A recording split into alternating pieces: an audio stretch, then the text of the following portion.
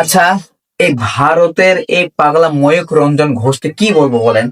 তারা তো চুলকানি কেন বাংলাদেশকে নিয়ে? সে আর এক দেশের, সে কেন বাংলাদেশকে নিয়ে পড়ে আছে জানেন? সে কিন্তু ফেসবুকে পোস্ট করে বলছে যে বাংলাদেশে এবারে সামনের নির্বাচনে কে জিতবে, নৌকা, ধানের শীষ না দাঁড়িপাল্লা অর্থাৎ জামাত।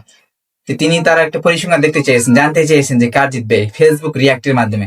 হয়তোবা তার পেজের রিচ কমে গিয়েছিল, এই কারণেই তার পেজের রিচ নাই, কোনো ধরনের কোনো রিয়াকশন নাই, কমেন্ট নাই। বাংলাদেশ জানে বাংলাদেশের লোকজন একদম আবেগের জলে সবসময় ভেসে থাকে, এই কাজ মারে দিয়েছে, বাংলাদেশকে নিয়ে পোস্ট করছে। দেখবেন তার পোস্টে হাজার হাজার reaction, lakh lakh reaction, comment শুরু হয়ে গেছে। এইটাই হচ্ছে কি বাংলাদেশের ফেসবুক বুদ্ধাদের একটা পাওয়ার।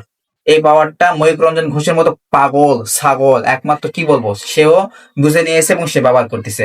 সুতরাং বাঙালি, আপনারা সকলে একটু নিজের বিবেককে খাটান।